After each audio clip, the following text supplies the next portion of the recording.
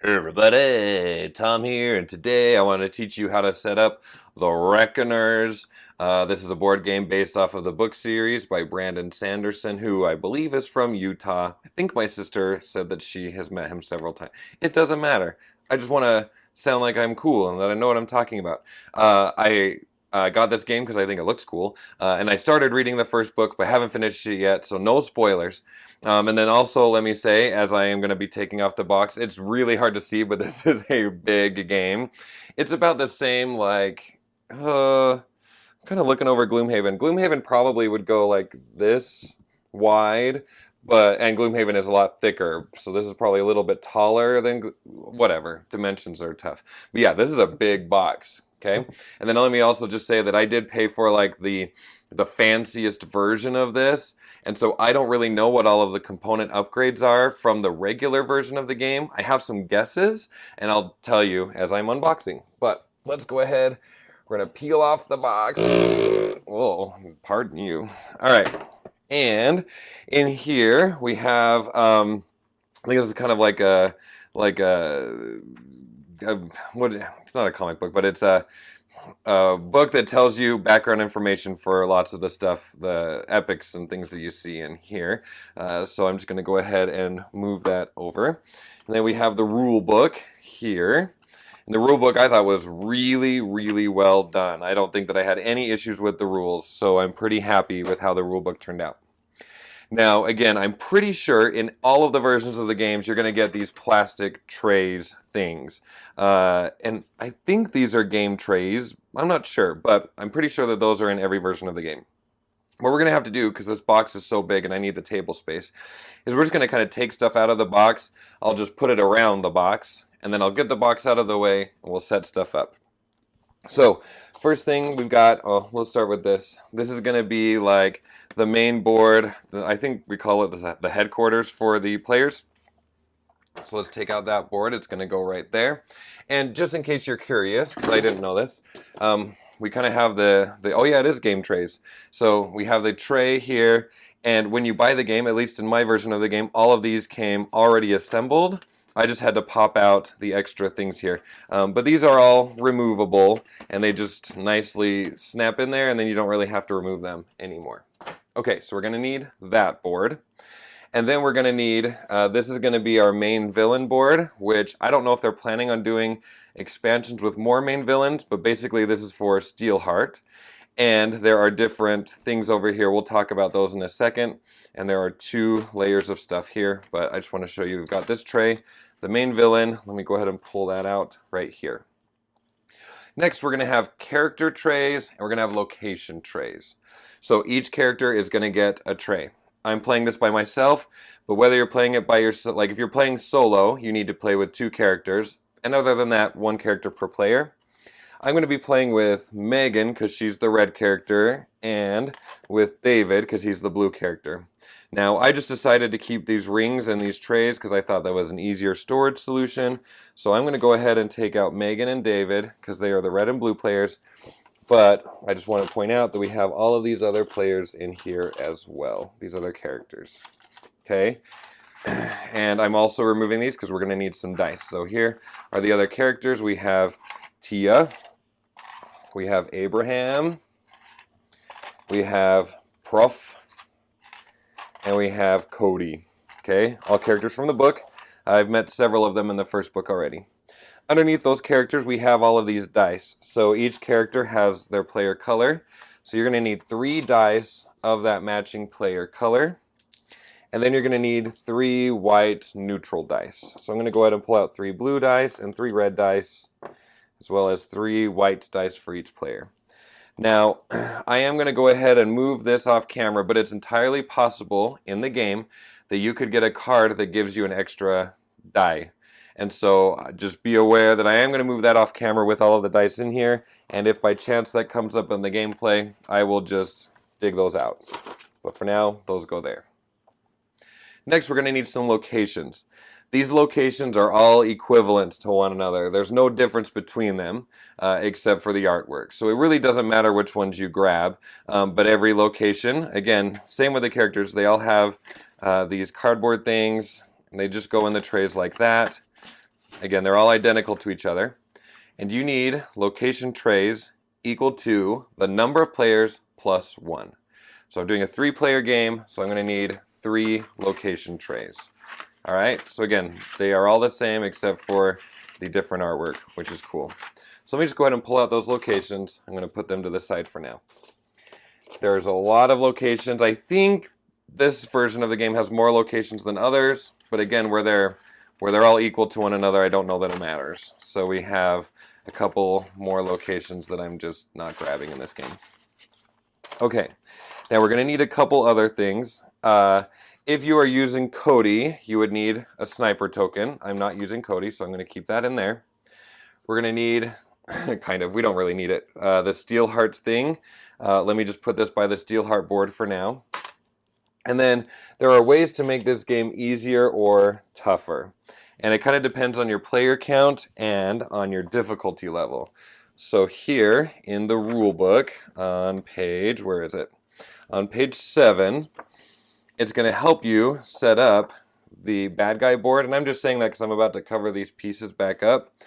But we're going to do, I'm going to do a standard game, which makes me nervous, which means I need power board A and I need adjustment board B. So this board right here, oh, it's kind of a wonky size. Oh my gosh, hold on. Okay, this one right here has an A side and a B side. I'm going to go ahead and use the A side. No, I need the B side for this one. This one is the adjustment board, I'm pretty sure. Can't tell which is which. And then I need this board. They're divided by player numbers, so I need 2 players, and I'm looking back, I need side A. So I'm going to stick with that one there, I think. And you know what? I actually got that backwards. Obviously, you could see this is on the left and that's on the right. So in my brain, in a perfect world, this table would have been flipped. This is going to be the adjustment board. This is the power board. So I need power board A. Sorry, I should have looked at that. My practice rounds, I've only done the easy mode, and I've lost terribly, so I'm not overly optimistic about this, but we're still going to play standard. Okay, so I need that one to be A, and then I want this one to be B. There we go. Okay, so now I have the pieces that I need. I'm going to put this up here. We'll clean that up in a little bit, and I can put all of these extra locations back in place. Okay, next, what we're going to need is we need these pieces here. These are going to track the health and the research for the bad guys. And so basically, you're going to need one of these for each location and one for Steelheart. So we're going to have 3 locations plus 1 for Steelheart. And again, I'm just trying to pull these out so that I can pack it back up. Same with these. 1, 2, 3, 4. And again, I think the difference is probably in the regular version of the game, these are wooden. But you can kind of hear, oh, these are clunky. These are nice and metally. So I like that a lot. Okay, we got that. Let's go ahead and pull out this stuff here. Can you see? We'll go there. First thing is I need my character miniatures. In this version, they're painted. You have a Steelheart painted mini. I'm going to not be using this because I'm going to use the version where he's turned to steel. And then you just need to find your characters. So Megan is this one right here. Okay. And then, David, sorry. David is this guy right here. So I'm going to pull those out. And then we need, this is Steelheart's movement die. So I'm going to go ahead and take this out. Come on. All right, so we're just going to take that, put it to the side. Let me just point out, this has 1s, 2s, 3s, and 4s on it. I haven't counted, but I think there's just 3 of each number, if I remember right. I have a hard time counting these dice, but I think there's 3 of each number on that die. All right, so I'm going to go ahead and put that part on. But then underneath, we have some more stuff. So down here, what we have are the enforcement miniatures. We have barricades. And then we have, these are kind of like our, almost like money, I think you could call it. I don't remember what the fancy name is in the game. But we need to give one of these to each character. So I'm going to put those there. And the rest of this is going to stay in a pool here. Here's the metal version of Steelheart. So I'm going to go ahead and use this guy instead of the painted one. And then we're going to need these trackers here. These trackers are going to go with this board over here. Oh man, there's a lot of stuff. Okay, and then the rest of these we're going to stay out because I'm going to use those throughout the game. We're getting close. We've almost got this thing unpacked. Next, we're going to need these trackers here. You're going to need one of these per location. So I'm going to need these 3. And then we're going to need 4 on Steelheart's board. Okay, so I've got those. We'll put those in place in a minute. Finally, we've got some cards we got to take out, and then we'll be ready to move the box out of the way. So each character has their own special card. These are like equipment cards. So let's take out Megan and David's cards. The rest will just go back in the box. And then we have more items. We're going to shuffle these in a minute. And then we have the bad guys right here, as well as some player aids. Okay, and then also there's a special card with mine, so if that card comes up, I'll use this player aid as well. But for now, I'll just keep it in here. So let me just grab maybe 2 player aids, and then I know that that's there. These are all of the bad guys that we're going to be fighting. These are the epics. Okay, so I'm going to take these guys out. We'll put them here. And my version of the game comes with sleeves. I'm not using sleeves in this video because they're too shiny, so I won't do that. Okay. Holy cow, I think I have everything. If not, I'm going to be really sad, but that's going to all go in the box, and I'm going to move the box off of the table so we can really start to set up. So when we set up, what you need to do is you need to put these somewhere. We're going to start with the locations. Now, the locations technically should be in a circle, but for video recording purposes, I'm not going to put them in a circle. Basically, each location needs to have an adjacent location to it. So what I'm going to do is just assume that the 2 ends are adjacent to each other. That will make my filming life a heck of a lot easier. So we're going to go ahead and set these up. We need 1 of these per location. Let me just put them here for right now. And basically what we need to do is we need to draw some bad guys. So let me start off by shuffling the bad guys as best as I can with this weird shape at this weird angle with the camera right there. So we're going to set up these locations, and I'm going to need 1 per board. Okay, so 1, 2, 3, and then we'll have a draw pile and a discard pile up near there.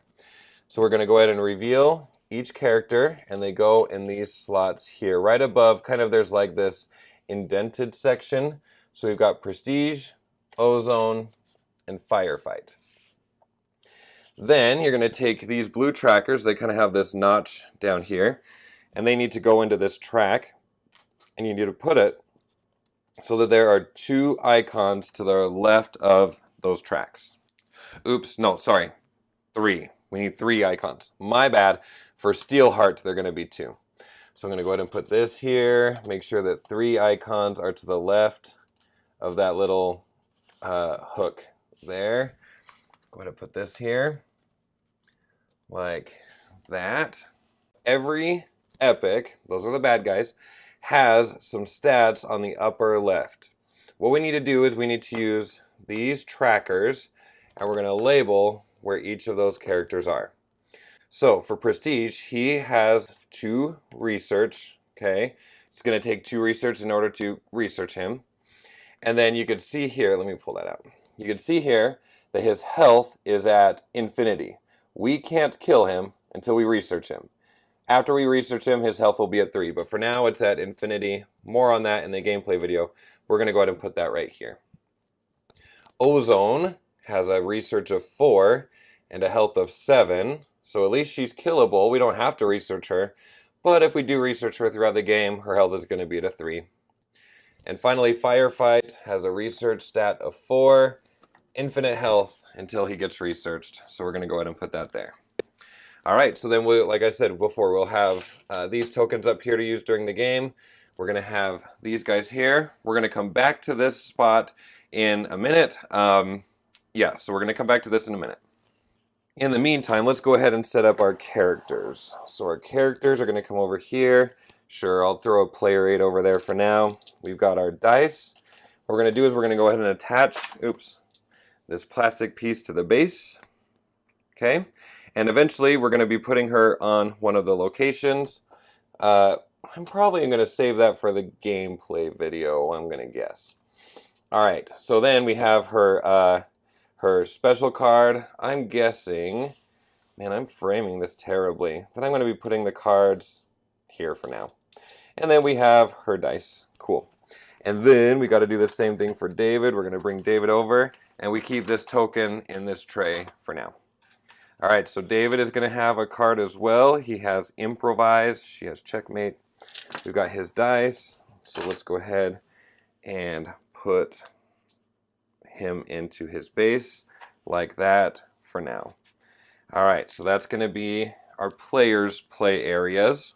Then somewhere on the board or on the table, you're going to have the headquarters board. And for the headquarters board, you want to take all of your item cards. They look like that. And you're going to give them a shuffle. I shuffled when I cleaned up after my last playthrough of this, so I won't be too dramatic here. We're just going to go ahead and give it a quick shuffle. And the deck goes here, and you're going to draw the top 4 cards and lay them across the top. These are items that are available to buy throughout the game. And then what we need to do is we need to take these different markers here. The silver one is going to go at the top. This is kind of our headquarters. It's where we're hiding. And then we're going to put our population track at 40. That's kind of like our life points for the game. I wish this was centered better. Oh well. And then we've got our money. And we're going to start with 3 monies. So that one's going to go there. Oh, wait. No, is it 4 money? I think we start with 4 money. I'll double check, but I'm pretty sure we're going to start with 4 money. So we're over here at Steelheart now. So this is just going to go right up here at the top to label that that's who he is. And then we have these 2 different boards, one for health, one for research. We're going to put the health one to the side for now, and we're going to put the research one down here like that. And as I had mentioned before, I made a mistake in my speaking already. We're going to put these trackers so that there are 2 icons to the left of each of these trackers, like that.